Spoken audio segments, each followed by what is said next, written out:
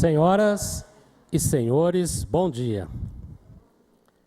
Sejam todos bem-vindos a mais um evento promovido pela Escola Legislativa Paulo Freire, da Câmara Municipal de Limeira, com a apresentação da palestra Qual a construção ideal para a nossa sociedade?, que será tema do 5º concurso de redação Vinícius de Moraes.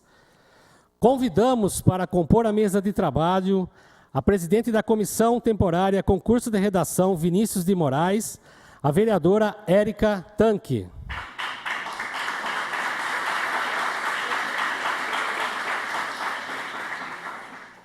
A vereadora que também faz parte da comissão, doutora Carolina Pontes.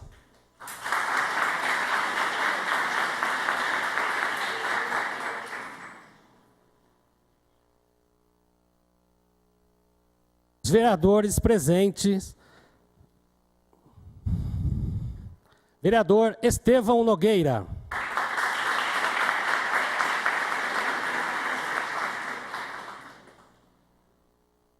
Vereadora Lu Bogo.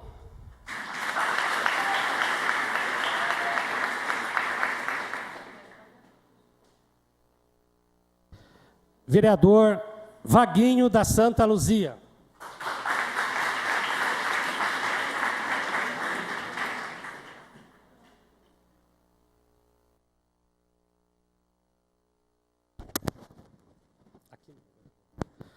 E nossa palestrante Milena Pavan Serafim.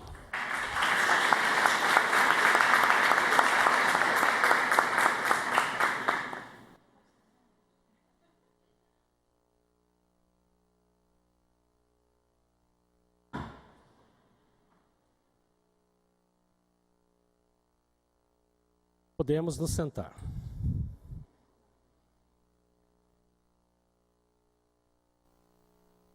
Neste momento, também convidamos o excelentíssimo presidente da Câmara Municipal de Limeira, José Roberto Bernardo.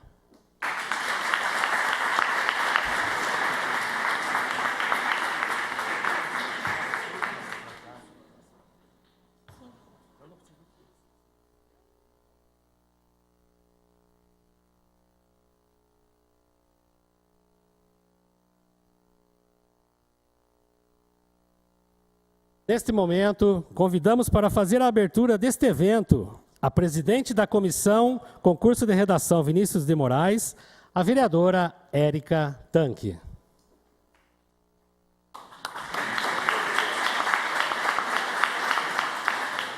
Bom dia a todas e todos. É uma honra para a Câmara Municipal recebê-los e dar continuidade a um trabalho que já é realizado nessa casa há 5 anos. Antes de mais nada, eu quero agradecer a presença dos senhores vereadores e vereadoras, o presidente dessa casa, e posso afirmar para os senhores que essa mesa, embora não seja a comissão desta mesa, somente eu e a vereadora Carolina fazemos parte da comissão, e o Estevão, mas os outros vereadores têm a noção e a importância que é a Câmara Municipal manter uma relação com a área da educação e prepará-los para que vocês possam fazer do nosso país um país melhor. Essa mesa hoje dá as boas-vindas a vocês e agradece também a grande participação dos funcionários dessa casa, e aqui o faço em nome do presidente do Legislativo, José Roberto Bernardo, pelo empenho de todos os funcionários dessa casa na realização do 5º concurso Vinícius de Moraes. A Bruna, o agradecimento do Legislativo, pela força que impõe no trabalho à frente da Escola Legislativa, e passe a toda a sua equipe e a toda a equipe da Câmara Municipal o agradecimento de todos os vereadores e vereadoras. É com imensa honra que recebemos hoje a doutora Milena, que vai poder prepará-los para essa edição do concurso. quero aqui desejar a todos uma ótima palestra e afirmar a todos que a Câmara Municipal tem as portas abertas e precisamos da participação de todos vocês na elaboração de uma cidade melhor, de uma legislação melhor, para que possamos alcançar o objetivo de todos, que é uma sociedade mais justa, mais fraterna, mais moderna e mais eficiente. Então, aqui, agradeço por demais a presença de todos os vereadores e vereadoras, com o apoio de vocês, mais um ano, o concurso Vinícius de Moraes vai cumprir o seu papel de auxiliar os limeirenses, os jovens limeirenses, o futuro dessa nação, a construir uma sociedade melhor. Peço que o presidente da casa faça uso da palavra também, ele o maior representante, o nosso representante da Câmara Municipal, o que detém toda a obrigação de fazer com que os trabalhos da Câmara sejam efetivos. Por favor, presidente, tome a palavra. Bom dia a todos e a todas. Que satisfação. Como gostaria que todas as sessões, todos os eventos, a gente recebesse pessoas, tanta gente aqui na Câmara Municipal. Eu aproveito para cumprimentar os nobres colegas, Érica Tanque, Carolina Pontes, o Vaguinho, a Lu, Estevam, doutora Milena, de quem falam maravilhas. E eu estou ávido a ouvir essa palestra. E parabenizar a vereadora Érica Tanque pelo 5º ano do concurso. E a cada ano que passa, o sucesso se torna ainda maior. Então, eu só vim aqui porque é um evento que me chama atenção, e chama muita atenção. Então, que vocês tenham uma boa estadia aqui na Câmara Municipal e voltem sempre aqui à nossa casa, que a Câmara Municipal é a casa do povo. Um bom dia a todos.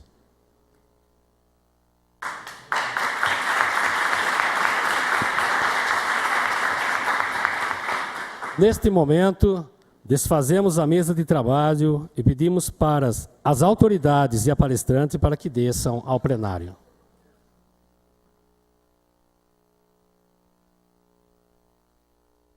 Iniciaremos agora a palestra Qual a construção ideal para a nossa sociedade?, que será ministrada pela doutora Milena Pavan Serafim, professora do curso de Administração Pública da Universidade de Campinas, Unicamp, pesquisadora do Laboratório de Estudos do Setor Público, com ampla experiência em planejamento, gestão e monitoramento e avaliação de políticas públicas. Seja bem-vinda, doutora Milena Pavan Serafim. Bom dia a todos e todas. Agradeço imensamente o convite da casa, né? Não vou usar, nominar, né, os agradecimentos, mas em nome da Bruna, né, e da Escola Legislativa, é uma honra estar aqui, então eu agradeço o convite e tenho certeza que nós teremos aí pelo menos uma hora e meia de muita troca, né? Bom, quando eu recebi o convite, eu vou confessar que eu fiquei bastante ansiosa, porque eu nunca conversei, né, no sentido formal, de estar aqui numa palestra, tentando transmitir algum tipo de significado, de informação, para dar embasamento a, né, um conjunto aí de redações para responder uma pergunta tão complexa como essa, né? Tão difícil de ser respondida como essa. Não impossível, difícil, né? Então, fiquei refletindo, bom, que tipo de recado, né, que tipo de resposta, ou que tipo de informação eu desejo passar para vocês? E como fazer isso? Né? E me peguei pensando, quem sou eu para conseguir dar resposta a vocês. Né? Então, como ponto de partida, eu já quero dizer que aqui eu não vou ousar responder a pergunta da redação. Eu vou, aqui em torno de 1 hora, 50 minutos, não sei quanto tempo, dialogar com vocês sobre algumas questões, sobre algumas reflexões que vocês têm que incorporar, ou que eu desejaria que vocês incorporassem nas redações de vocês, para pensar e responder a pergunta do concurso. Ok? Muito bem. Bruna, pode passar. Então, para responder, eu acho que seria bom apagar essa daqui. Eu particularmente não consigo ver. Vocês estão conseguindo ver? Ah, tudo bem. A gente já tem uma tela imensa, né? Então parece um cinema, vai ficar bem agradável. Para responder a essa pergunta, né, norteadora aí da redação, ou seja, pensar sobre a sociedade que queremos ou como organizar a sociedade que queremos, é pensar, na minha opinião, antes de mais nada, qual relação sociedade-estado precisamos para alavancar a construção dessa sociedade. Okay? Então, posto isto, o que é... Nossa, Bruna, vai ser difícil eu coordenar com você aqui, que eu esqueço. Pode passar. O que é sociedade?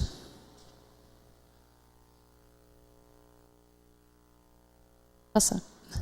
Sociedade, para alguns, é um agrupamento de pessoas que vivem em um território comum, interagindo entre si, né, seguindo determinadas normas de convivência, correto?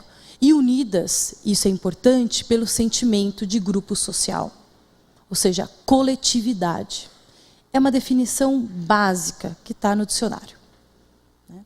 Mas ela significa muito no sentido de determinar ou afirmar algo que é de extrema importância, que é a questão da coletividade. Uma sociedade é aquilo que exemplifica o conjunto de indivíduos, né, de pessoas, nós todos aqui, estamos aqui, com um sentimento em comum e, portanto, acabamos nos dispondo enquanto coletividade. Né? Ou seja, essa coletividade, ela busca objetivos comuns. É isso que, na sociedade moderna, é claro, teve muito avanço para constituir hoje o que está descrito enquanto no dicionário, né, de forma bastante abrangente, mas é tentar explicitar o que é essa sociedade, que é, sim, não só um grupo de indivíduos que falam a mesma língua, ou pelo menos têm a mesma linguagem, que estão num determinado território, que têm uma legislação, mas, além disso, têm objetivos e propósitos comuns. Tá certo? Agora, como organizar essa sociedade? Como organizar essa sociedade? Porque o fato de termos pessoas, indivíduos, né, que têm objetivos comuns, não quer dizer que essas pessoas também pensam igual, se relacionam da mesma forma com o território, com o espaço. Ok? Então, a outra pergunta é: o que é o Estado? Tendo em vista que, num processo de organização dessa sociedade moderna, surge o Estado. O Estado, portanto, ele tem como função a organização da sociedade. Né? Sociedade esta que constitui, que elege, que indica pessoas que formam o Estado. Temos representantes aqui de um dos poderes do Estado. São as pessoas que legislam, que tecem, elaboram legislações, leis, normas, que organizam a sociedade. Nós, correto? Muito bem. Ou seja, o Estado, portanto, no poder legislativo, que eu acabei de falar, elabora leis, fiscaliza, né, o poder executivo. Por sua vez, a gente tem também um outro papel que compete ao Estado, né, esse ente abstrato, que aparentemente é abstrato, mas não é, né, que significa defender direitos. Ou seja, o Estado, além de organizar, de legislar, ele organiza a partir de uma função que é defender, né, organizar e aplicar as legislações na garantia dos direitos dos cidadãos, né, resolvendo, assim, o surgimento de possíveis conflitos. Correto? Por fim, ou não tanto por fim, mas quase como a gente enxerga o Estado, atualmente, os municípios, né, o Estado no sentido aí da federação e o governo federal, ele também tem, por meio do Poder Executivo, o papel de prover bens e serviços. Por meio de quê? De qual instrumento? Das políticas públicas. O Estado elabora políticas públicas, tece um plano de ação para conseguir, né, atuar e garantir alguns direitos dos cidadãos e, por sua vez, ao fim, também realizar um determinado tipo de organização dessa sociedade. Correto? Como, então, caminhando aqui na nossa linha de raciocínio, o Estado ou a sociedade deveria interagir com o Estado? Então, nós temos a sociedade, o Estado, que de forma mais no sentido de, metodologicamente, a gente separa, porque lembrando que o Estado é fruto da sociedade, né? Mas como que esse Estado se relaciona com a sociedade e consegue organizar a sociedade na garantia, por exemplo, das políticas públicas, do provimento de bens e serviços? E como a sociedade deveria interagir com esse Estado? Né? Na minha opinião, de forma democrática, né? E bastante atuante no processo de escolha, ou das escolhas, não só dos nossos representantes, mas também das ações governamentais, das políticas públicas. De que forma essa sociedade deve participar? Né? A sociedade deve participar no momento da elaboração das políticas públicas. E aqui eu vou puxar o foco, né, para vamos dizer, esse maior relacionamento com o Poder Executivo, que é quem provê essas políticas públicas. Okay? Isso não quer dizer que também os outros poderes, que é o Executivo, o Judiciário e o Legislativo, não o fazem. Mas aqui eu vou dar o destaque, de forma mais enfática, ao papel do Poder Executivo e a participação da sociedade no processo de elaboração das políticas públicas. Tá certo? Porque essas políticas, essas ações governamentais, elas dão a tônica no processo também de organização da sociedade. E pensar na sociedade que queremos é pensar como estamos organizados ou como deveríamos estar organizados, né? E como que essa sociedade, portanto, deveria estar ou deveria ser. Muito bem. Então, olhar o ciclo da política pública, volta um pouquinho, Bruna. Quando a gente pensa num processo de elaboração da política, né, do fazer, então vamos pensar na política de saúde, por exemplo. A política de saúde, ela se inicia com um processo de identificação de problema, né? Eu olho para a sociedade, o gestor público, ele identifica na sociedade alguma problemática, né, que necessita ser minimizada ou ter uma atuação de forma mais enfática. E, por sua vez, ele leva esse tipo de problema para um processo de conformação da agenda. Eu vou explicar todos os momentos que compõem esse processo de elaboração da política, tá? Mas o segundo momento é a conformação da agenda. Um terceiro momento é o processo de formulação da política em si, né? Em que a gente tece, elabora aí um conjunto de normas, de objetivos, de metas a serem alcançadas. O processo de implementação é quando há a materialização, né, dessa proposição.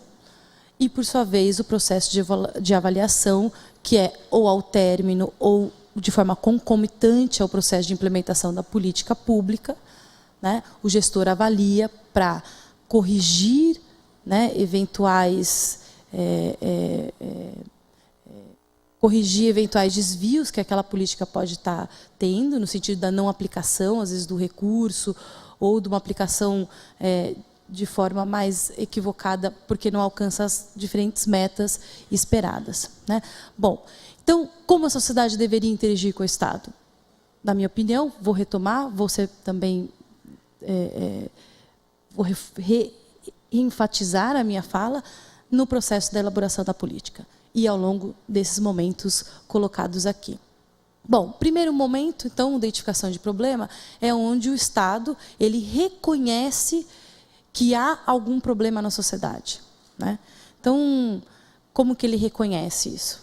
Como que ele reconhece esses problemas? Por meio não só dos seus representantes eleitos, mas também dos gestores de carreira, pessoas que prestaram concurso estão, né, nas diferentes secretarias, nos diferentes ministérios, mas também a partir da participação da sociedade civil, né, em diferentes conselhos, em audiências públicas e assim por diante. Ou seja, é neste momento em que há esse reconhecimento, né, do entendimento de que há uma problemática na sociedade, né, e, portanto, que essa problemática deve ter aí um conjunto de soluções a serem empreendidas pelo poder público. Agora, quando a gente pensa na identificação do problema, aqui, cada um de nós tem uma percepção do que é um município, do que é um bairro, do que é a sociedade de forma geral, correto? Ou seja, a pessoa, às vezes, que mora num determinado bairro, não vivencia e não conhece os problemas do outro bairro. E se a gente colocar numa outra escala, no sentido de pensar no estado de São Paulo, eu moro em Campinas, né?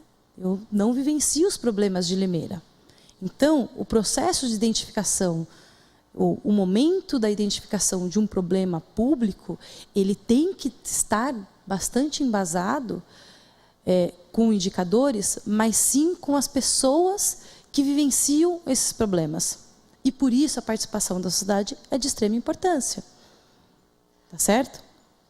A gente já viu programas ou projetos de políticas públicas em que você pode até implementar, né, uma política de forma mais abrangente para a sociedade como um todo, mas muitas vezes aquela política ela só foi criada porque existia um problema num determinado bairro.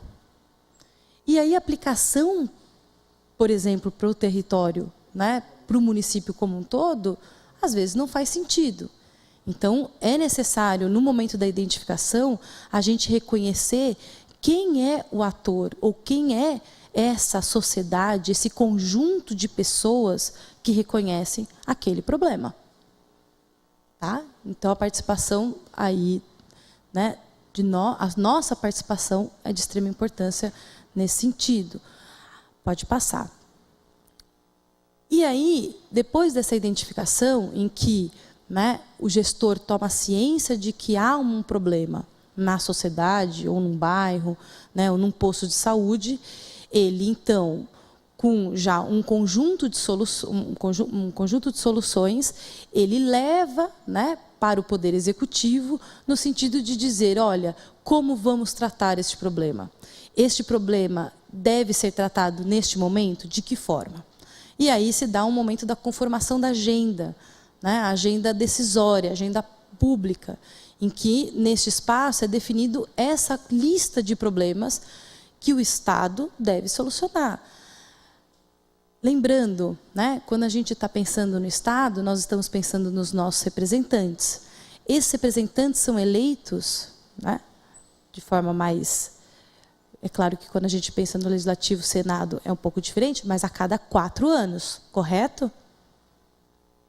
Então, em tese, um gestor, né, um representante eleito por nós, ele tem 4 anos para atuar junto à cidade, junto a nós. E 4 anos, acho que os meus colegas aqui vão saber muito bem, por mais que a gente pareça que é muito tempo, é muito pouco tempo. Pensando, né, nas problemáticas que se tem que enfrentar dentro de uma cidade, por exemplo. Né? Então, 4 anos não nos dá condições de sanar todos os problemas que a população muitas vezes vivencia nos diferentes espaços, né? E, portanto, o processo de conformação da agenda é um momento em que esses representantes, esses gestores públicos, vão listar os problemas e vão escolher quais problemas eles vão priorizar. Ok?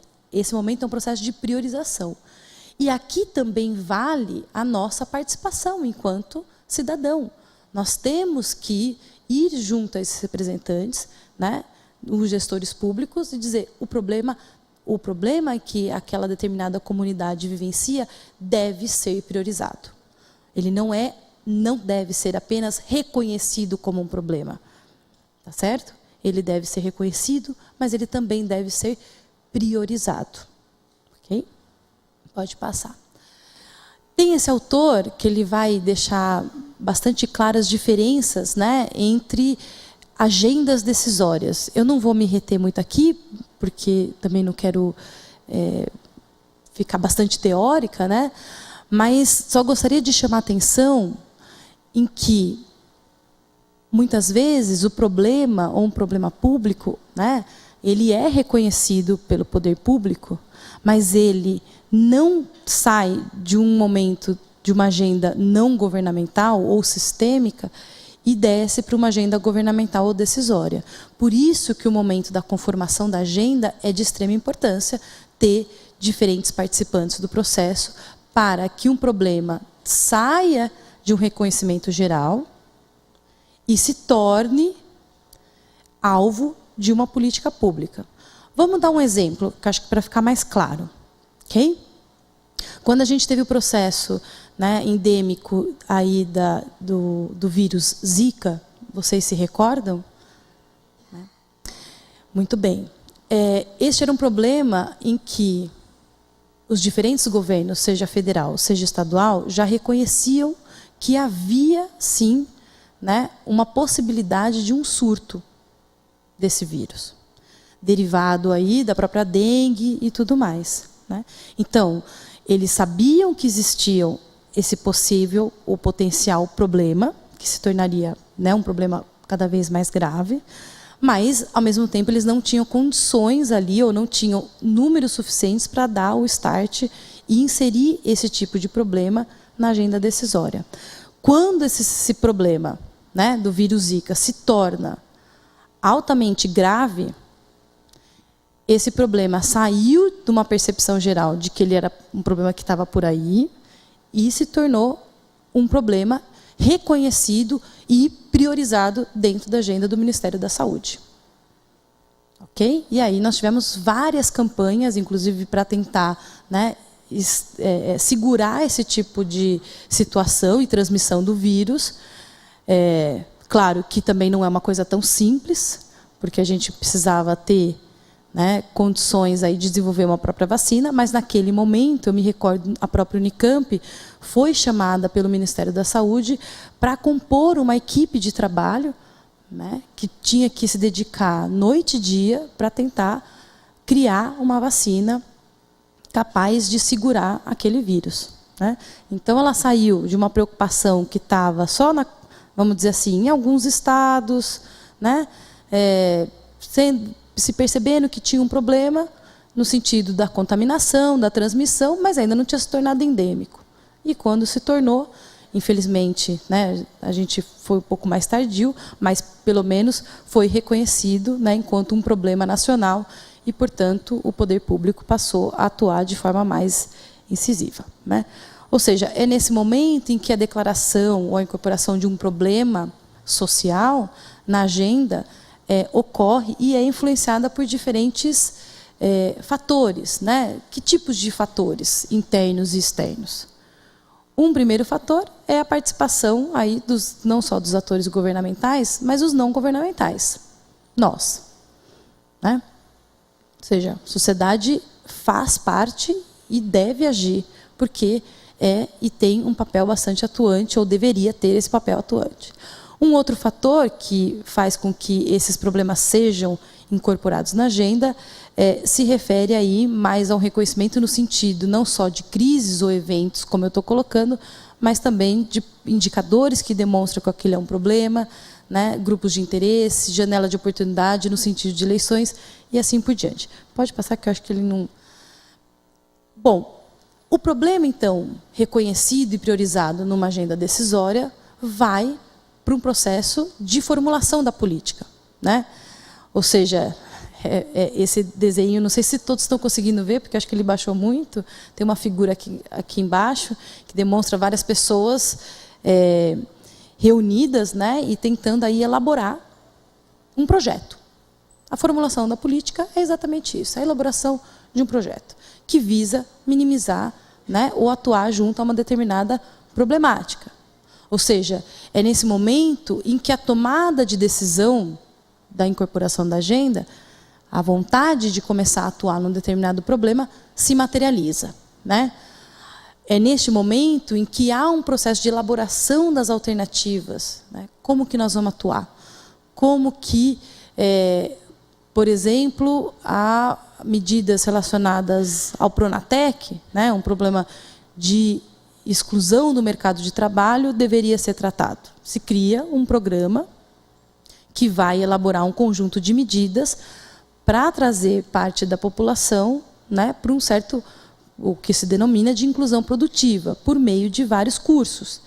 Quando a gente entra nesse nível de detalhamento, que está aqui, é um processo de elaboração ou de formulação da política, ele se refere ao momento em que a gente escolhe como nós vamos atuar para minimizar aquele problema. Eu não sei se quando eu falo isso faz sentido para vocês. Estou até me fazendo essa pergunta. Está fazendo sentido?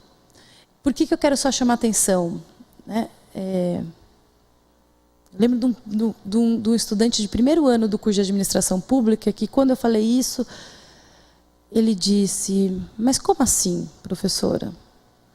Quando a gente olha a política sendo implementada, a gente imagina que a política pública, né? Por exemplo, a que é mais conhecida, Bolsa Família.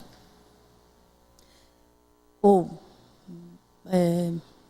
pensando na saúde, atendimento da saúde, né? Esqueci o nome do programa, que tem as visitas Saúde da Família, muito bem.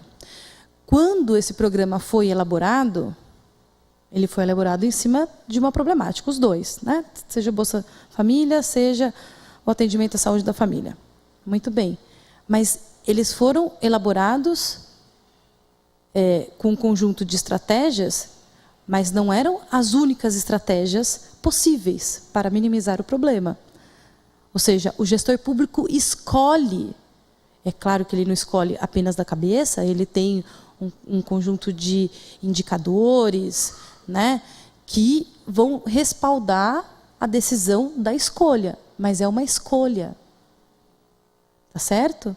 É uma escolha dizer, olha, nós vamos fazer saúde preventiva, né, e nós vamos colocar equipes multidisciplinares para visitar diferentes domicílios, ou domicílios com potencial problema, que contenha algum tipo de problema de saúde, ou que tenha idoso, para prevenir doenças. É uma escolha. Ok?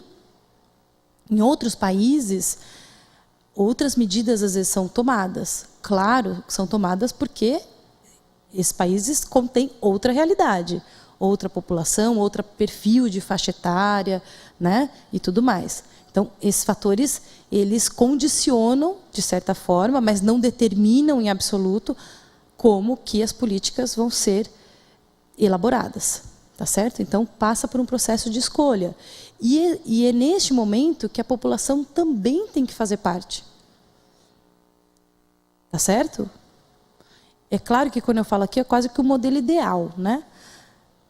Eu sei que é muito difícil, às vezes, nós estarmos em Brasília participando, né? Boa parte das nossas políticas públicas são elaboradas no nível federal, né? E depois compartilhadas no âmbito estadual e municipal. Mas temos que estar representados para além daqueles que estão nos representando a partir da eleição. Ok? Porque, neste momento da formulação, a gente também tem dois fenômenos, né? Um é a escolha das soluções, que é o que eu estou colocando. Tá? E o outro é a destinação de recurso. Porque o recurso, de certa forma, que vem via os nossos impostos, ele é finito, ele é limitado. Muito bem. Só que nós temos que atuar, nós, enquanto poder público, frente à saúde, educação, mobilidade, cidades, que são habitação, infraestrutura, que mais? Ou seja, nós temos um conjunto de agendas e de problemáticas que, entre elas, também disputam recurso. Tá certo? Se eu coloco X de dinheiro para a saúde, eu, de certa forma, estou dizendo, olha, eu não vou dar X de dinheiro na mobilidade. Né? Pensando aí nas organizações das cidades. Se eu vou dar X de recurso para a educação, eu também estou dizendo, olha, saúde, você este ano vai ter X de recurso. É claro que, nesse caso, saúde e educação são direitos constitucionais e que estão atrelados a uma porcentagem do orçamento total. Mas, de qualquer forma, são escolhas, tá certo? Como a gente faz no nosso orçamento da própria casa, correto? Então, também é nesse momento em que há essa disputa, no sentido de qual seria, né, o problema ou a política pública a ser privilegiada. Tá? E, muitas vezes, o que a gente percebe é que, nesse momento de priorização e de elaboração, a política, às vezes, é elaborada, mas, se ela não tem recurso para ser implementado, é uma política simbólica. Ou seja, a gente não implementa de fato porque não tem dinheiro. Certo? Pode passar, por favor. Então, pensando na política pública, né, como que ela é elaborada ou formulada, nós temos aí esse esqueminha para dizer, temos demandas, problemas, necessidades, temos propostas alternativas, recursos disponíveis, o projeto político, claro que quando a gente elege um presidente, né, um governador, um prefeito, ele se candidata e ele tem um projeto político, né? E a política pública está dentro desse grande bojo aí de contexto. Pode passar, por favor. Bom, depois desse momento, então, de escolhas, né, e de disputa por recurso, nós entramos no momento da materialização, da implementação daquele projeto que foi elaborado. Né? Ou seja, enquanto a formulação, aquelas pessoas estavam em volta de uma mesa, esboçando quais seriam as ações a serem implementadas, quais as metas a serem alcançadas, que tipo de objetivo se propõe, etc., é no momento da implementação que essas pessoas vão iniciar a estruturação deste plano. Ok? Pode passar. Agora, implementar um plano ou implementar uma política pública, um programa, também não é algo trivial, né? Ou seja, é necessário algum nível de coordenação entre os atores que participam. Então, quando a gente pensa, vou trazer o programa Bolsa Família como um exemplo, né? Na implementação dele, é claro que você tem aí o principal Ministério do Desenvolvimento Social atuando, entretanto, você tem outros ministérios, como de saúde e educação, participando desse processo de implementação. Então, fazer a coordenação, né, da aplicação dessa política pública também necessita uma coordenação, né, porque muitas vezes a gente tem peças nas diferentes mãos aí, né, nos diferentes atores que participam, e a sociedade é uma delas, muitas vezes. Ou seja, é nesse momento em que a gente não só planeja, mas executa essa própria implementação, tendo aí um momento em que a gente esmiuça, né, aquela política pública que foi elaborada, que só está no papel, na ideia, né, para implementar, para imprimir aí um conjunto de ações que, de fato, materializa a ação governamental no território, na gente. Tá certo? Pode passar. Bom, isso daí são alguns elementos, né, no sentido de que, no processo também de implementação, é importante o gestor estar atento, né, da forma como que ele vai monitorar essa ação, né, sempre, na minha opinião, tentando estabelecer o diálogo com o público-alvo, as pessoas que estão participando deste processo, né, para visualizar aí como que, e se na prática ela está obedecendo, ou se ela está conectada com o que foi propositado no momento da formulação, né? Agora, claro que há uns desafios no processo de implementação, né?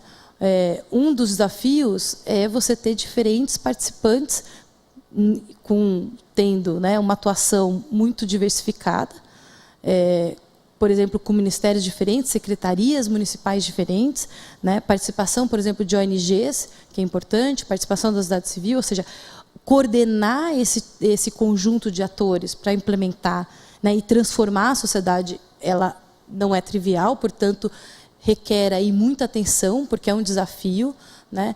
Possibilidade de que, ao longo do tempo, numa política pública, pode faltar recurso, né? Nós estamos passando por um processo de crise, né, na própria economia, e isso, muitas vezes, o gestor não consegue antever rapidamente, portanto, pode haver uma falta de recurso, né? Enfim, são desafios que a gente sempre tem que estar pensando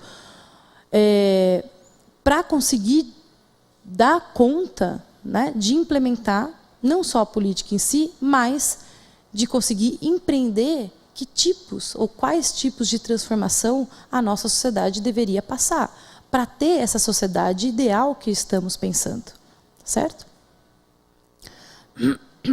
E, por fim, a avaliação das políticas públicas, né?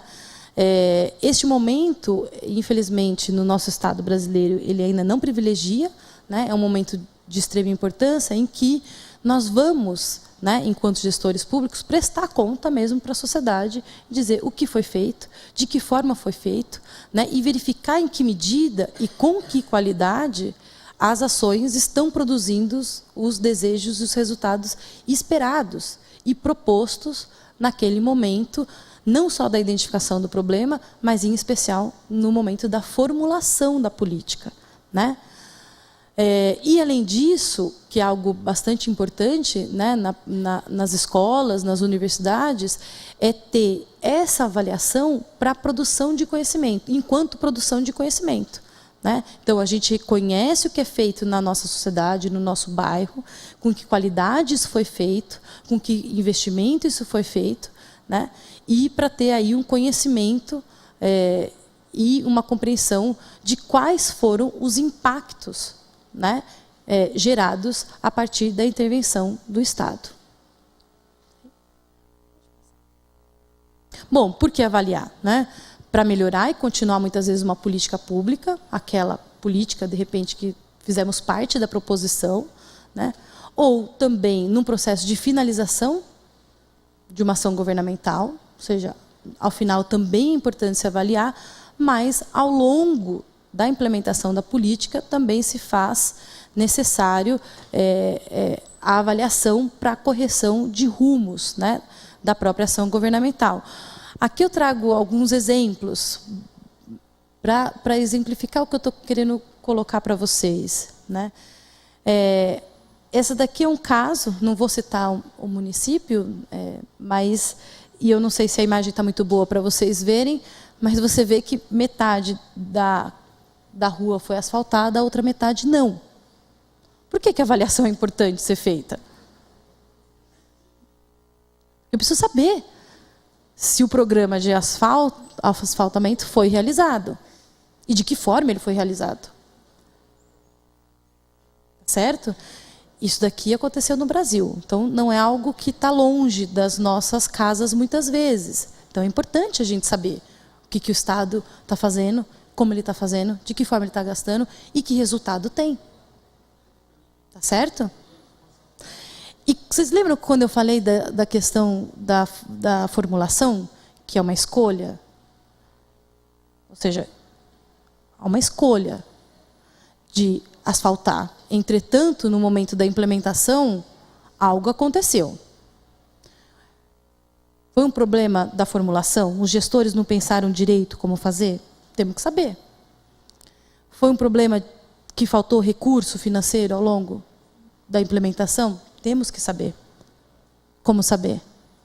Com a nossa participação no momento da avaliação. Tá? Aqui um outro exemplo de uma grande cidade. Quando a gente pensa, né, no município, por exemplo, como São Paulo, não é o caso aqui, né? E a gente pensa na questão da mobilidade. O que é a mobilidade? É o deslocar da região A e para a região B. Muitas vezes a gente não pensa o que é e qual é o desafio de se locomover da região A para a região B. A gente pensa qual ônibus eu vou pegar, né, qual trajeto eu vou fazer.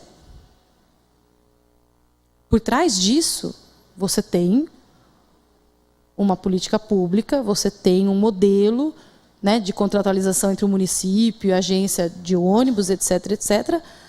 Mas não basta isso. Eu preciso ter uma política pública, eu preciso ter um plano de mobilidade. Caso contrário, eu posso ver grandes cidades passando por essa situação. Vocês estão conseguindo ver? Seria possível só alguém de repente subir, porque eu acho que nem todo. Aqui há um encontro, né? Carros, ônibus, que foi bastante noticiado. Não, volta. E que virou um caso, um estudo de caso nosso. Como solucionar? Isso daqui, na verdade, claro, é um problema que foi por falta de ter um plano de mobilidade. Tá certo? As pessoas não conseguiam sair do lugar. Uma grande avenida parou, por um motivo X, a outra avenida parou, não se tinha conexão de quem que seria, né, teria que avançar ou teria priorização. Alguns querem vir para cá, outros querem vir para cá. Quando eu falo problema público, é um caso, tá certo? Isso é um problema. O gestor público tem que solucionar. E a gente tem que avaliar. O outro caso é a questão também da acessibilidade, né, em que, se todas as pessoas têm o direito de circular, né, transitar de forma livre pelo território, como que o poder público pode pensar que essa escada, e isso daqui, pessoal, essa ladeirinha aqui, ó, ela não serve não é para cadeira de rodas não, viu? Isso daqui é para passar com bicicleta. No momento em que a gente formulou a política pública, a gente só não levou em consideração um grupo social, as pessoas com deficiência. Então, o que a gente faz? A gente formula um plano de mobilidade que leve em consideração os pedestres e os ciclistas. Ele é um cidadão, correto? Então, ele também teria o direito de subir ou descer. No momento da formulação, deveríamos ter, enquanto gestores públicos, previsto isto. Não previmos, pode ser porque não tenhamos pensado ou não, ninguém com esse tipo de problemas, né? Pessoas com deficiência, participaram do processo de formulação da política.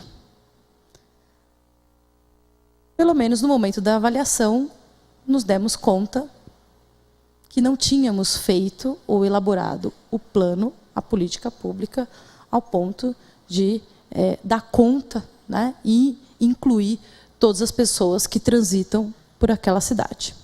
Então, por isso que o momento da avaliação é de extrema importância. Bom, para concluir e abrir para o debate, né, aqui eu quis apenas pontuar para vocês o processo de elaboração da política pública, a relação entre Estado e sociedade e, em especial, a participação da sociedade, né? É de extrema importância a gente pensar que, num processo de construção dessa sociedade ideal, também não sei se é possível a gente encontrar o ideal, né? Tendo em vista que somos tão plural, cada um tem um pensamento, mas, enquanto sociedade, deveríamos ter objetivos comuns, né? Mas essa construção, ela passa por reconhecer que a sociedade em que vivemos é diversa, que há diversidade étnica, racial e cultural, né? Também temos que reconhecer o respeito às diferenças, né? E a garantia à liberdade de pensamento e expressão e a igualdade enquanto direitos fundamentais. Também que a sociedade deve ser mais ativa politicamente, porque, inclusive, para que a gente não tenha, né, resultados como aqueles que eu acabei de mostrar, em que parte do problema teria sido sanado se a gente tivesse tido uma participação mais efetiva da sociedade. E quando eu falo participação, claro, de forma organizada, não é, né, balcão, não é assim que a gente trata as coisas, mas que deva existir, sim, essa participação, né, representada da sociedade. E que, por fim, né, temos que reconhecer que esta, né, deve requerer, a participação deve requerer de forma ativa que o Estado concretize um desenvolvimento economicamente justo, mais igualitário e ambientalmente sustentável, né? Ou seja, eu acredito que é com a nossa participação, ou mais especificamente com a participação de vocês que são jovens, que o Estado vai conseguir se completar no sentido da sua capacidade de julgamento, de proposição, tá certo? E de mudanças na própria sociedade. Muito obrigada.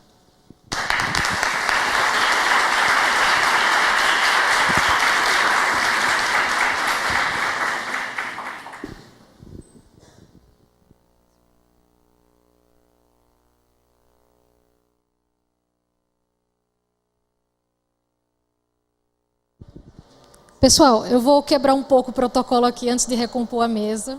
Fico um pouco nervosa falando no microfone, apesar de ser jornalista da comunicação. Gostaria de agradecer imensamente à professora Milena, né? Você viu o desafio que foi ela conseguir trazer um assunto tão complexo. Tem uma teia teórica aqui, né? Que quando fala política, acho que todo mundo fica com a cara assustada. Eu vi a cara de, nossa, quem que está falando política? E ela, acho que ela cumpriu muito bem esse desafio. Obrigada, Milena. E ainda mais falando com um público misto que a gente tem aqui, vereadores, a sociedade aqui representada por vocês, alunos, professores, coordenadores de escola aqui. Agradeço aqui a Tatiane, parceira sempre aqui, representando a escola Gustavo Piscinini, sempre está aqui nas nossas ações. Em nome dela, agradeço aos outros, o Pestes, Portinari, não vou lembrar de todas as escolas que estão aqui hoje. Einstein, Barão de Limeira, enfim, esses que puderam estar aqui hoje na palestra, né? Temos poucas escolas hoje aqui representadas, mas a gente sabe que muitas outras entraram em contato com nós e falaram, conosco e falaram, não poderemos participar da palestra hoje, né, por conta do cronograma de atividades, mas com certeza participaremos do concurso de redação. E tem sido um sucesso, né? O ano passado nós tivemos quantas escolas, Camila? 19 escolas, a gente espera atingir essa meta ou até ultrapassar. Por isso que a gente trouxe aqui vocês hoje também, para que vocês sejam multiplicadores que divulguem o concurso de redação. O tema políticas públicas, né, como uma ferramenta de transformação da sociedade, como ela falou, é difícil chegar a uma sociedade ideal, é uma pergunta bem complexa, concordo. E aqui eu estou quebrando o protocolo para tentar abrir o debate, né? Mas assim, a gente vive um momento de crise mesmo, não só de crise institucional, mas de crise de esperança. Quem aqui está acreditando nas instituições que existem hoje? Talvez essa esperança, essa falta de credibilidade que há nas instituições, beira também por conta do desconhecimento, né? Quantos de vocês aqui já visitaram a Câmara? Por favor, levantem as mãos.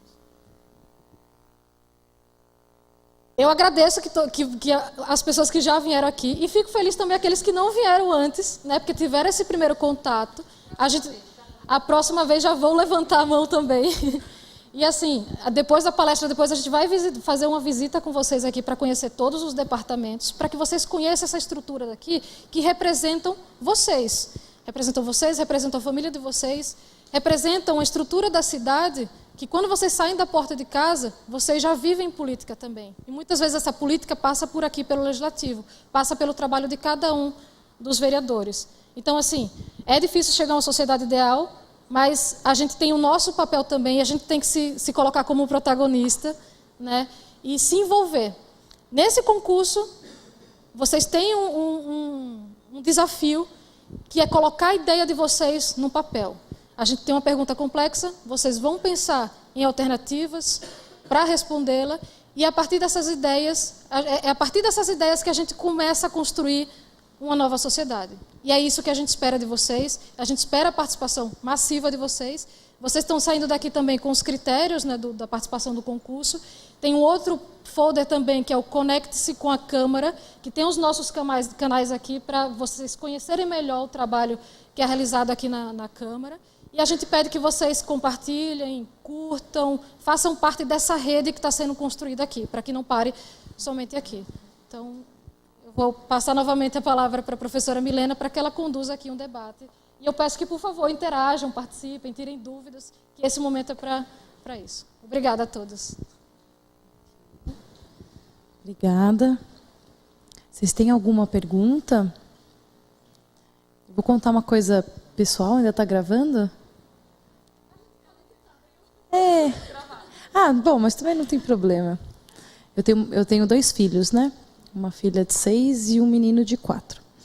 E então imagina que ela escuta muita coisa que eu falo, né? E eu contei para ela que eu viria aqui e o que eu falaria para vocês, né? E uma vez ela já viu uma palestra minha e, enfim, eu conversando com ela também logo depois da outra palestra, não foi ontem exatamente, e falando das dificuldades, sobre a questão, enfim, da sociedade brasileira, o Estado e tudo mais, e ela, depois que acabou a palestra, ela bastante atenta, para 6 anos, ela virou para mim e falou assim: mamãe, eu já sei, eu vou ser presidente da República. Com quantos anos eu posso ser? Eu falei: não, Catarina. E comecei a explicar para ela, né? E, bom, e aí fui explicando, não, você precisa ter 18 anos, assim, assado, aí melhor você começar sendo vereadora aqui de Campinas, mas para isso você precisa ter um projeto, o que você quer mudar, né? E ela foi para o quarto dela, ela está aprendendo a escrever, né? Mas, enfim, ela fez um desenho. O plano dela era um desenho. Mas o desenho dela se limitava ao parquinho. Tem uma praça perto da minha casa e que, num determinado momento, foi desativada, mas depois retornou, ok. E o bairro ali fez uma mobilização bastante grande junto aos vereadores. E vieram alguns brinquedos. Os brinquedos eram, eu também concordo com ela, bem chatos, assim. Eles tiraram os brinquedos que eram legais e colocaram os brinquedos.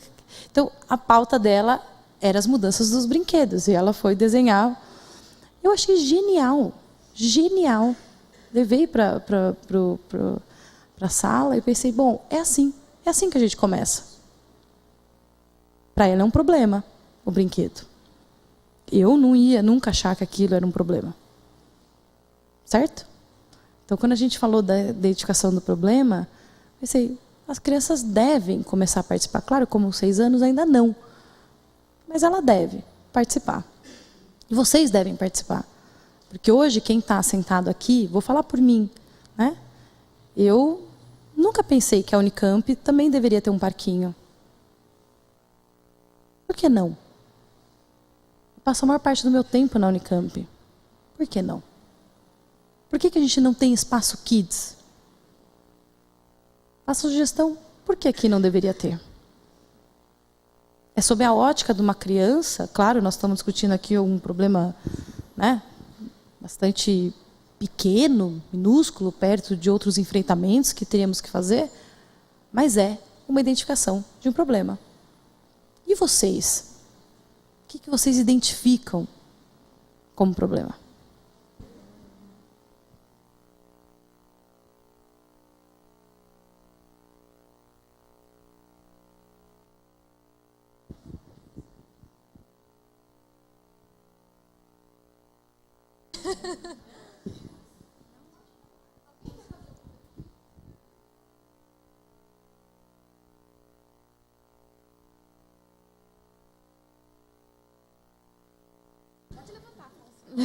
Meu Deus.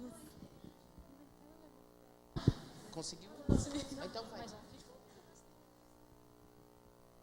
Raíssa, e eu queria saber a falta de incentivo nos estudos, porque a gente vê que bastante jovens hoje em dia estão desistindo para trabalhar ou qualquer outra coisa. Como a gente poderia solucionar esse problema?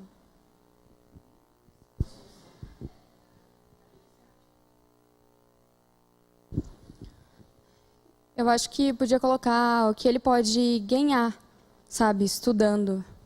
Tipo, por exemplo, se você trabalha, você vai ganhar uma quantia em dinheiro, certo?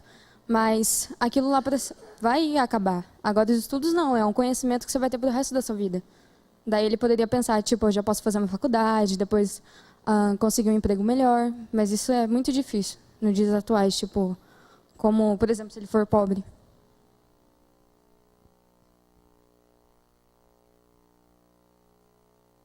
Não, tudo bem.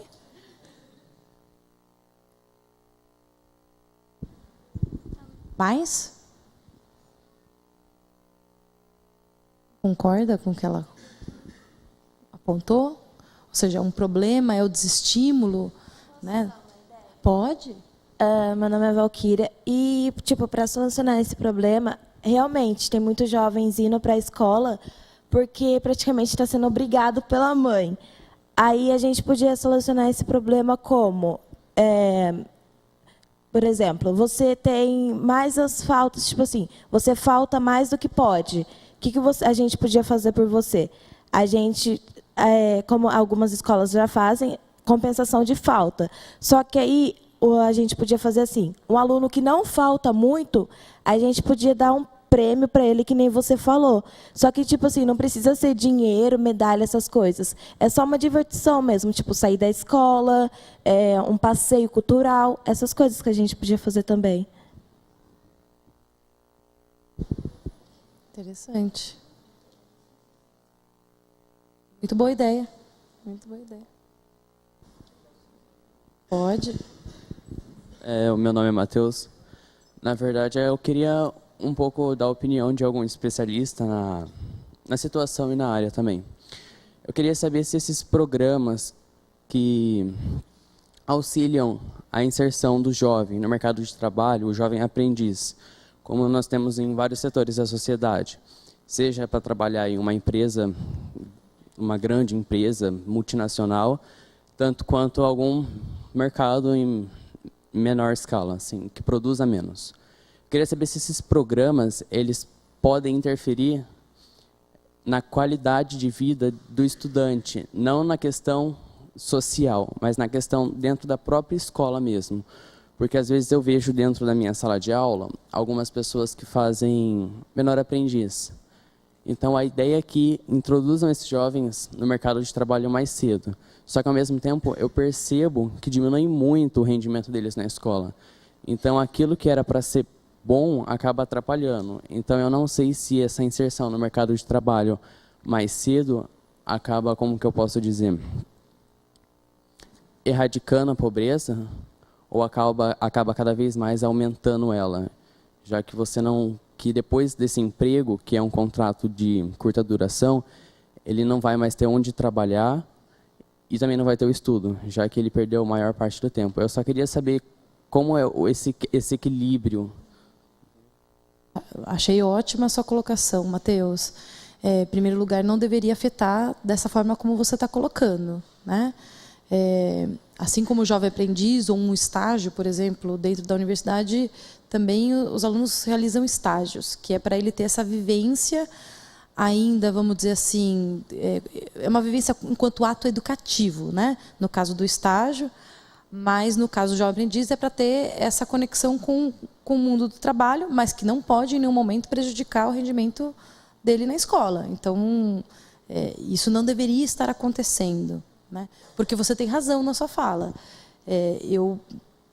Esse estudante acaba, por N razões, priorizando, né, esse trabalho e ele acaba tendo prejuízo no ensino, no conhecimento.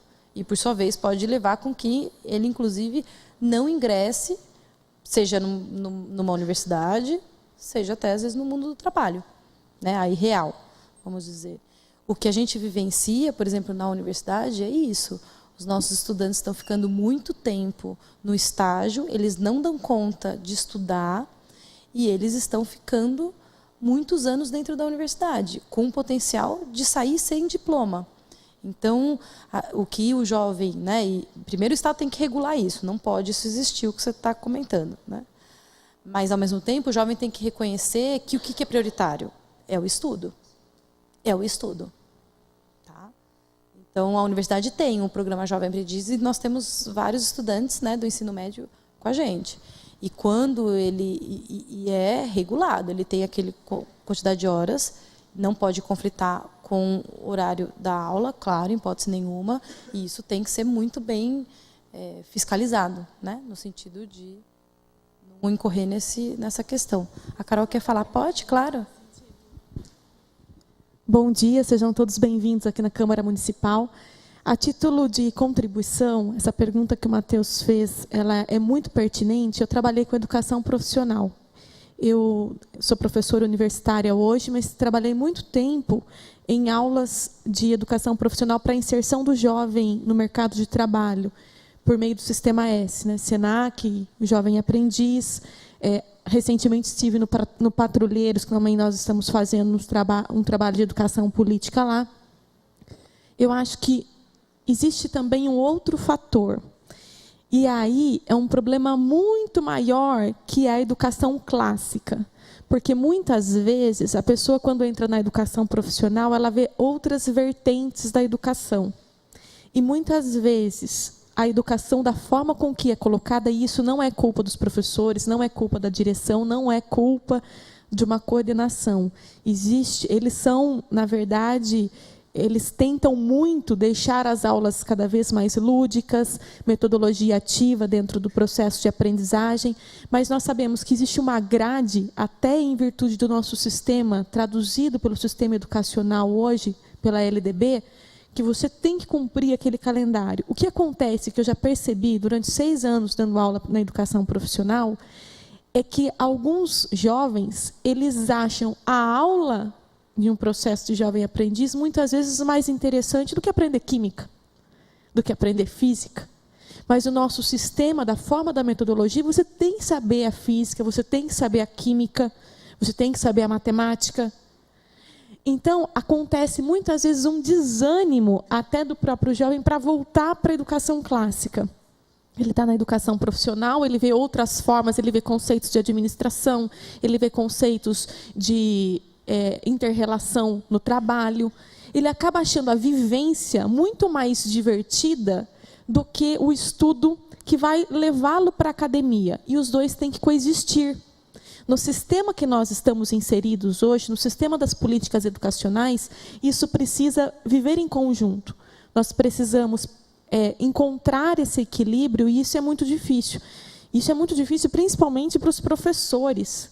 Trabalhar toda essa gama, cumprir todo esse cronograma dentro das políticas educacionais propostas, e colocando também o jovem no mercado de trabalho. A questão de carga horária já foi vista e revista muitas vezes para que não haja conflito. O estágio hoje, por exemplo, dentro das universidades, é um estágio com um tempo muito menor do que era na época em que eu comecei a estudar. Eu comecei a estudar na faculdade em 2004, nós estamos em 2018. Em 2004, o estágio eram de 8 horas. Muitas vezes ficávamos 10 horas no estágio. Hoje o estágio é de 6 horas. Então, os tempos de 4, em semana de prova tem redução. Então, não é a carga horária, do meu ponto de vista. A questão é que, muitas vezes, acaba tendo uma proposta que, para o jovem animado, é uma delícia trabalhar com o jovem, porque o jovem ele pega algo e ele quer mostrar o melhor, ele quer fazer, ele quer acontecer, e ele se entrega tanto no programa de estágio, no programa de jovem aprendiz, no programa de patrulheiro, de educação profissional, que ele se entrega verdadeiramente e, às vezes, acaba deixando um pouco o rendimento da escola clássica. E isso não pode acontecer. Esse equilíbrio, ele é muito difícil de ser encontrado, mas há uma necessidade de entendimento do aluno, que ele não pode deixar de lado essa parte também, tá bom? Não sei se consegui também traçar uma outra vertente, um outro ângulo aqui, respondendo a questão do Matheus. Obrigada, professora. Bom, mais uma vez, bom dia a todos. Eu achei algumas colocações legais, então vou até comentar referente a isso. Qual é o problema? Por que os alunos estão faltando? Por que a não presença na escola? Isto é extremamente importante para que a gente possa formular as políticas públicas. Como a doutora Milena disse, se levanta o problema, se pensa nas soluções, se apresenta, se implanta, depois vai se fazer uma conferência para ver se está surtindo os efeitos necessários nessa política pública. Então, vamos voltando assim, a grosso modo. Nós tínhamos uma população de jovens que não participavam do processo educacional porque tinham que trabalhar. Né? Porque começavam cedo o trabalho. Vocês já fazem parte de uma geração onde isto já houve políticas públicas visando que isto não acontecesse. Hoje, nós temos os jovens estudando, embora tenhamos problemas, e precisamos ver o motivo, e vem várias políticas públicas nesse sentido, como a proibição do trabalho infantil, que antes era extremamente comum na nossa sociedade. Principalmente em área rural, a criança era tida como mais uma força de trabalho. Hoje, já não é mais assim. Isso vem de políticas públicas. Precisamos ver, então, e aí a importância de vocês, e aí depois eu vou pedir até para a Carol também falar sobre a Câmara de Juniores, que é uma forma de participação, de levar o conhecimento a nós, vereadores que estamos na ativa, da visão de vocês. É extremamente importante que vocês detectem qual é o problema, para que a gente possa trabalhar em cima. Então, nesse ponto, se ainda acho que precisa ser revisto toda uma ideia de política, de acordo com o olhar de vocês. E essa é a ideia exatamente do tema do concurso.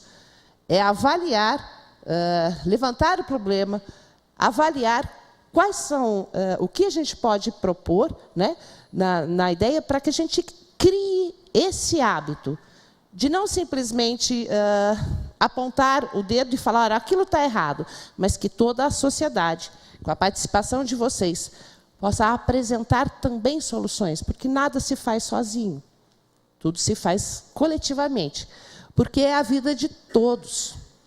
E a gente muitas vezes não sabe qual a real necessidade. Esses dias uma cadeirante pelo Face, me falando da dificuldade que ela tinha, depois de um determinado horário, de fazer, por exemplo, ir a um cinema e voltar para casa porque não há táxi adaptado. Somente ela, somente quem vive o problema, é capaz de indicar a gente o que fazer. Porque nós temos um transporte porta a porta, que é agendado, mas ele tem um horário. No transporte coletivo, ele tem um horário para funcionar. E ela me disse isso e eu fui buscar, entrei com um projeto para que a gente também tenha na cidade a possibilidade de ter um transporte de táxi que possa ser usado por uma cadeirante. Então, são esses tipos de colocação, a gente só vai ter esse tipo de informações através das pessoas que realmente vivem aquela situação. Então, a participação da sociedade nos poderes é de suma importância, porque é através do que vocês nos trazem é que nós podemos elaborar e pensar em soluções e em política pública.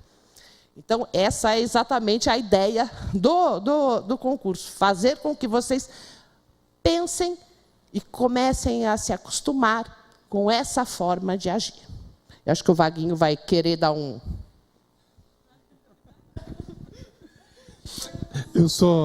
Bom dia. Eu só achei muito interessante a colocação do colega referente o incentivo ao estudo. E aí a vereadora Érica também colaborou com algumas questões de políticas públicas. Eu gostaria de dizer que, na minha época, quando eu era jovem, adolescente, jovem na época de vocês, jovem ainda sou, né, um pouquinho mais tempo, eu gostaria que tivesse realmente essa inserção da juventude na política, tivesse essa visão da Câmara jovem também na política, porque muda algumas atitudes. Eu lembro que, na minha época, que não faz muito tempo, eu não tinha, a minha visão não era estudos, né? Não era estudos, era o trabalho. Era uma época que havia na cidade o Clube dos Escovinhas, vereadora Érica, que hoje já não existe mais, né? E eu, por preocupação de renda dentro da família, eu fui para os Escovinhas. Depois fui para o Patrulheiro, que foi encaminhado para uma empresa. E os estudos eu fui, de uma certa forma, deixando de lado, que isso me prejudicou. E prejudicou, digo assim, vocês que estão no período de escola, de aprendizado, me prejudicou muito. Hoje eu corro atrás, né, da época que eu perdi lá atrás. Então, assim, é de tamanha importância esse concurso, né, que parece não ser nada, mas é de tamanha importância, porque, de uma certa forma, acaba incluindo vocês dentro de uma sociedade que vocês vivem. E aí, eu gostaria que a vereadora Caroline também pudesse usar o uso da palavra, para poder dizer o quanto é importante vocês, jovens, como a vereadora Érica colocou a situação do cadeirante, estar inseridos também dentro de uma política municipal. Eu não vou dizer partidária, né, mas de uma política municipal. Obrigado.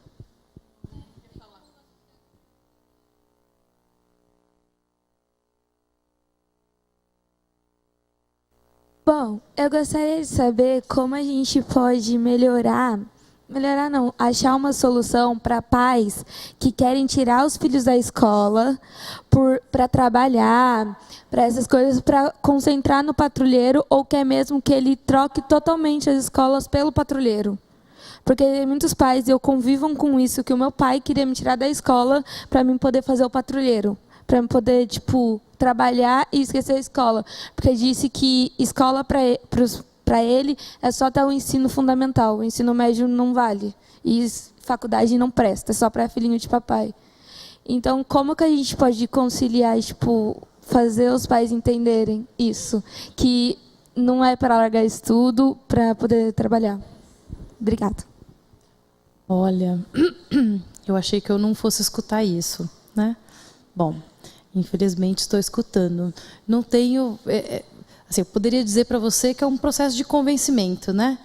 Ou seja, a visão dos pais está equivocada, no sentido de que o estudo não tem futuro, né? Eu acho que a gente já rompeu aí, a Érica já colocou, né, como as políticas no passado permitiam o trabalho infantil e tudo mais, e houve todo um processo de convencimento de que isso não poderia estar acontecendo, né? Porque o jovem, né, a criança, ela tem que estudar, ela tem o direito ao estudo, né? E eu acho que o pai, aí, nesse caso, não tem que privilegiar ou realizar essas escolhas, sendo que o Estado diz que é um direito, né? Agora, se isso estiver acontecendo com o de vocês, eu convido vocês e os pais para conhecer a Unicamp, né? Eu acho que para perder essa visão de que o estudo é para filhinho de papai, né? Hoje a Unicamp, não é hoje, ela aprovou o vestibular agora de 2019, né? Na verdade vai acontecer no segundo semestre de 2018, início de 2019, mas nós aprovamos novas formas de ingresso, né? Privilegiando estudantes que estudam em escola pública e alunos que a gente está achando que são as cotas, né? São pretos, pardos, indígenas, também vão ter, e tem já uma cota determinada. Ou seja, o perfil da universidade pública ela está diferente. Não é o que esse senhor ou essa senhora está pensando, né? Então, convido vocês, aproveito já para convidar todos a Faculdade de Ciências Aplicadas. Claro, a Unicamp, na verdade, está em três cidades, né? A Universidade Estadual de Campinas, 3 cidades. Limeira, aqui na Faculdade de Ciências Aplicadas, fica aqui na Pedro Zacaria mesmo. Acho que vocês já passaram, pelo menos viram lá. Parece um elefante branco, né? Tem umas bandeiras, mas é bem legal. Vocês vão gostar. Depois nós temos outro campus, que é o nosso original, em Campinas, né, que fica em Barão Geraldo. E também temos a Faculdade de Odontologia em Piracicaba, né? A universidade pública, vocês sabem, né? Nós todos pagamos para estudarmos lá. Ok? Então, eu espero vê-los lá. Tem curso para todos os gostos, né? Então, e vocês são convidados, ou mais do que isso, intimados a prestar vestibular e tentar, sim, as universidades públicas.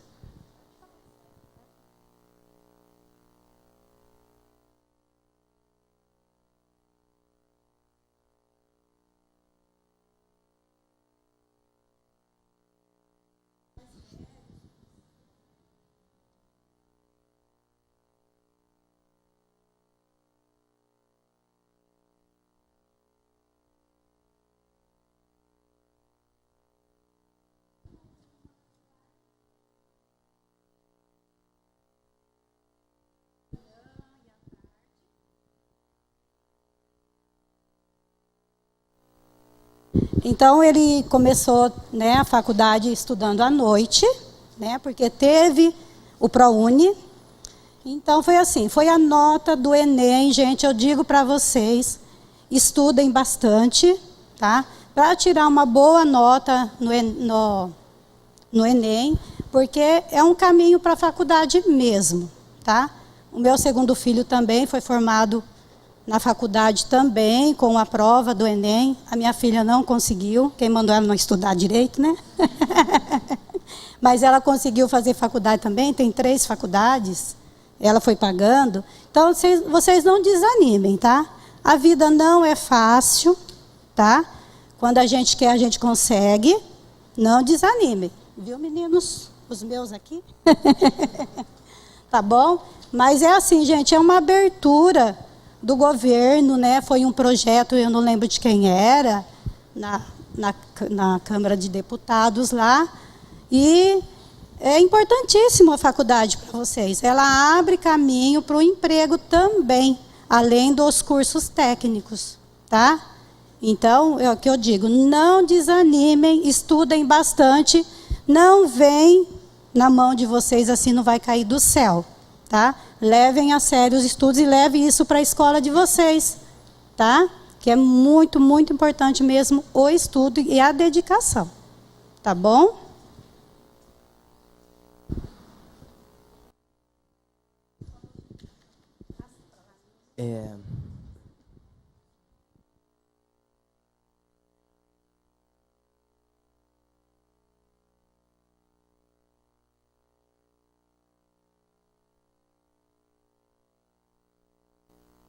Diante das questões levantadas, né, para mim surgiu um pequeno questionamento. Esses órgãos de estudo durante a adolescência, eles são realmente necessários para o jovem, para o adolescente? Porque, por exemplo, se o jovem ele busca um emprego, significa que ele necessita de um salário. Mas se no caso o Brasil, né, falando em um nível nacional, tivesse numa situação melhor, esse jovem que, citando que ele é jovem, ele é sustentado pelos pais ou responsáveis, necessitaria realmente desse trabalho? Porque aí acabaria, né, com esse problema das faltas e do baixo rendimento escolar.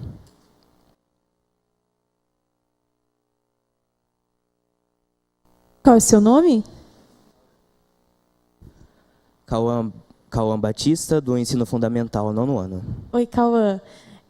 pedir licença para responder aqui para a professora Milena, mas a questão da educação profissional, ela não necessariamente ela é obrigatória. Ela é um instrumento e é uma oportunidade. E frisa-se que não é só pela questão financeira. E não é isso que compromete o rendimento escolar.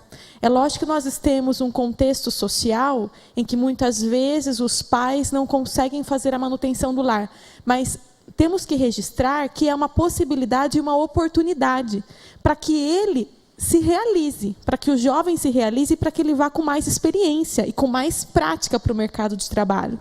Não é só a questão financeira ou não é só contribuir no lar.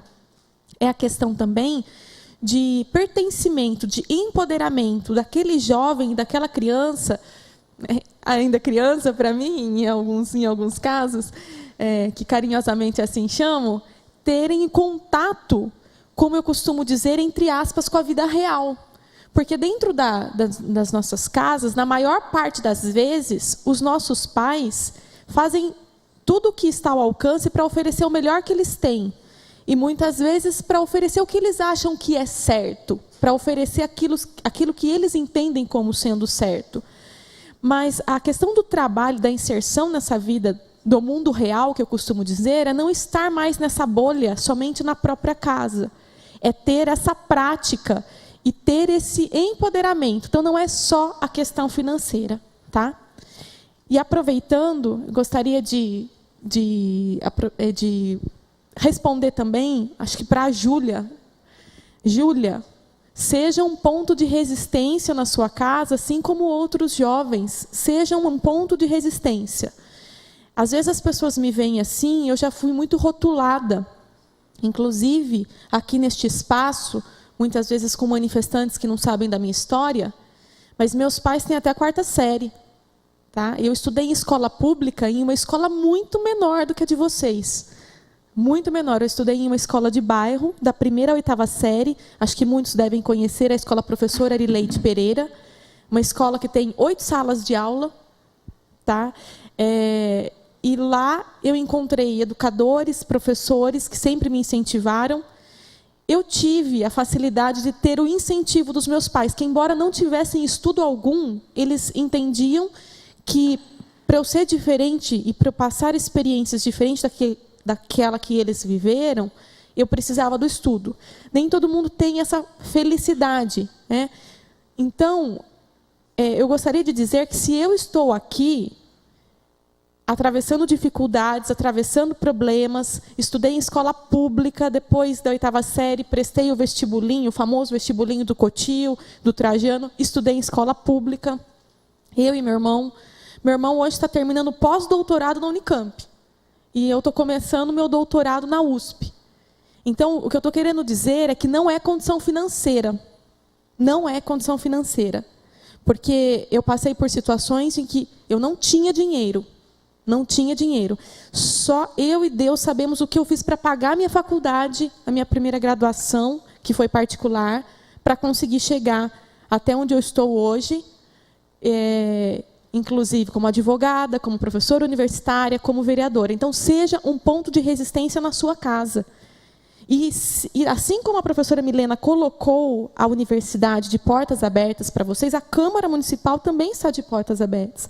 O gabinete da vereadora Érica, o meu gabinete, de todos os vereadores, além das comissões. Às vezes, sugere para o pai, às vezes não é bem isso, não quer conversar com uma outra pessoa? E venha, traga esse problema para a gente, que às vezes a gente pode, conversando com o pai, orientá-lo por uma outra visão. Porque, às vezes, as experiências que o pai teve não permitem que ele acredite mais. E, às vezes, conversando com outras pessoas, eles enxergam que a educação ela é essencial e ela é necessária.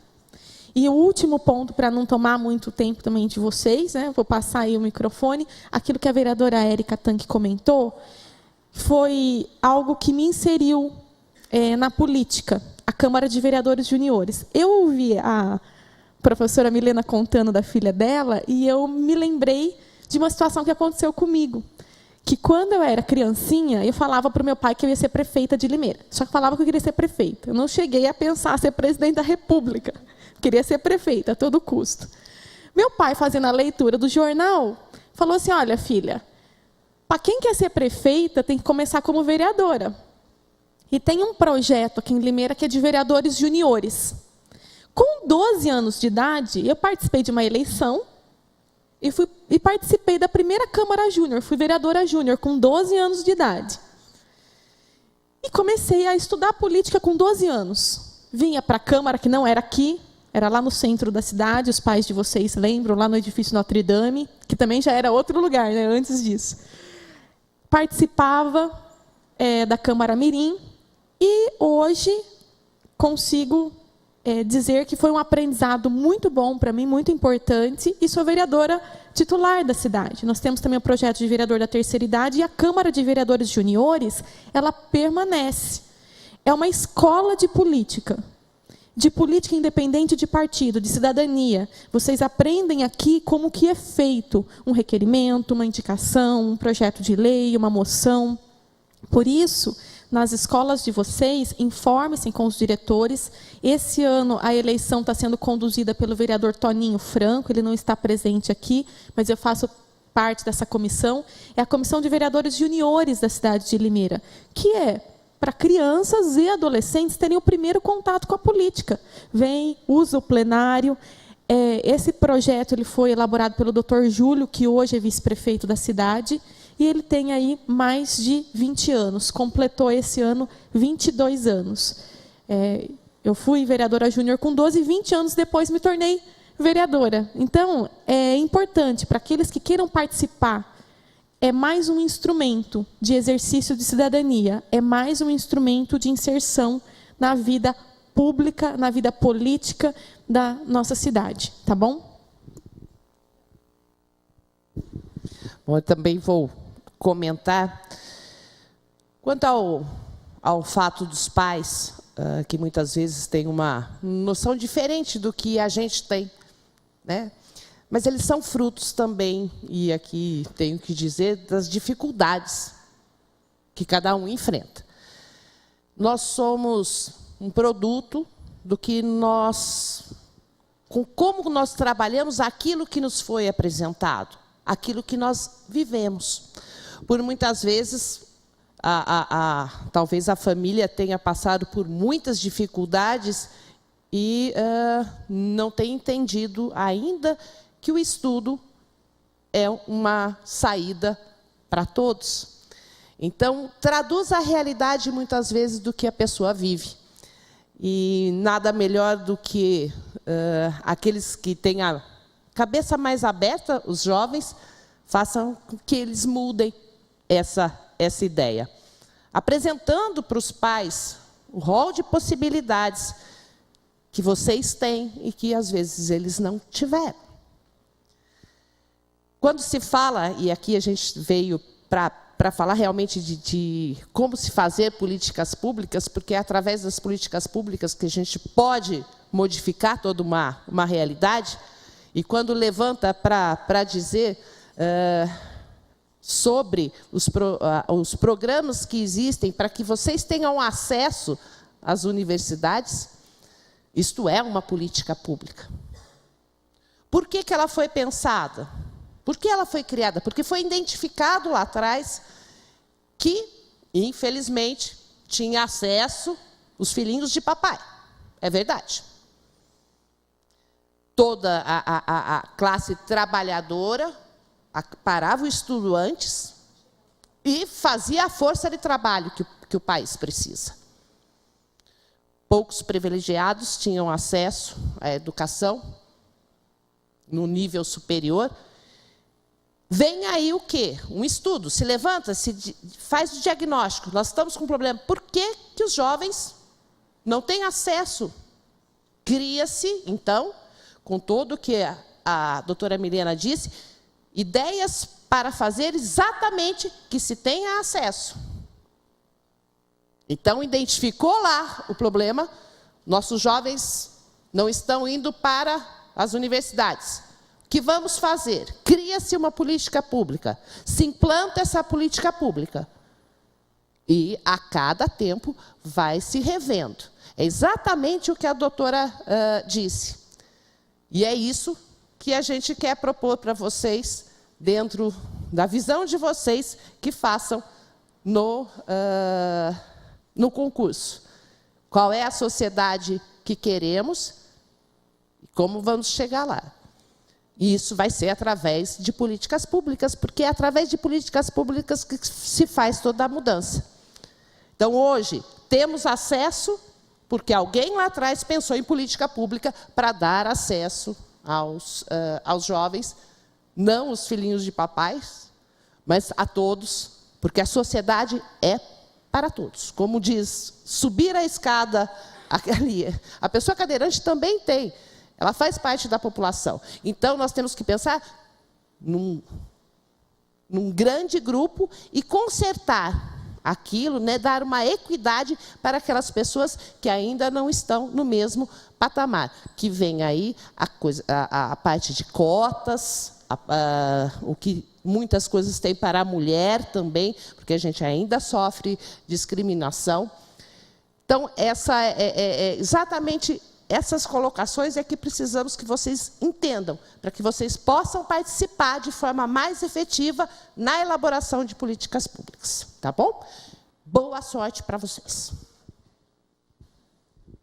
Pessoal, só um recado, vou passar para a professora, a doutora Milena, encerrar. Depois eu vou pedir que todos venham aqui à frente para a gente poder fazer uma foto oficial aqui com os vereadores, né?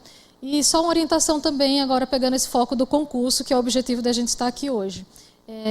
Eu acredito que vocês já trabalham com o gênero do texto dissertativo em sala de aula, as professoras podem confirmar isso, dissertação. É a base, inclusive, para muitos vestibulares, né? E esse é a modalidade, é o gênero também que a gente vai trabalhar no concurso de redação. E o que a gente fez aqui hoje foi bastante importante para esse processo do concurso, porque a dissertação a gente precisa levantar uma problemática. E eu vi que aqui a gente discutiu justamente sobre isso, sobre problemas. São problemas mais próximos da realidade que vocês vivem. Por exemplo, ela começou ali a discussão sobre a falta de estímulo do jovem hoje, né, e essa dificuldade de dar continuidade aos estudos. Isso é uma problemática. E se a gente pensar isso como política pública, a gente pode pensar na educação como um todo. Então, temos aí um problema para ser trabalhado na dissertação. Vocês aqui levantaram hoje uma problemática que pode ser trabalhada na dissertação. E aí os professores vão orientá-los sobre a elaboração desse texto. E, assim, pegando também um gancho aqui do que a Valquíria comentou, ela até deu uma sugestão assim, de estimular mais o jovem, né? De certa forma, premiá-lo, o jovem. O concurso faz isso também. Né? Uma ideia que começou lá com o projeto, é o 5º ano, é uma forma de estimular o jovem e mostrar que vocês são protagonistas. Né? A premiação é um diploma, né? Um diploma que é ao final do processo, no dia 19 de outubro, haverá uma banca para avaliar os textos de vocês. E os textos que forem selecionados em cada modalidade serão premiados. Vocês virão aqui receber essa premiação, os professores também receberão uma premiação, que é esse diploma. E isso é uma forma de reconhecer que vocês são protagonistas. Né? Então, assim, participem mais uma vez, ajudem a divulgar o concurso, estimulem os colegas a participarem para mostrar que vocês têm voz. Né? Que esse processo é para isso. Eu agradeço a presença de todos e vamos fazer a foto aqui. Por favor, se posicionem aqui à frente. Legal. Bom, nós só gostaria de agradecer mais uma vez e dizer que a Unicamp está de portas abertas. Né? A gente tem a UPA, né? Unicamp de portas abertas, mas literalmente agora de portas abertas a vocês. Caso queiram me procurar, eu sei que acho que eu não coloquei meu e-mail, mas eu posso colocar na apresentação que vai ser disponibilizada. Vocês podem me mandar e-mail, né? Os professores também, caso queiram nos visitar. Ok? Obrigada.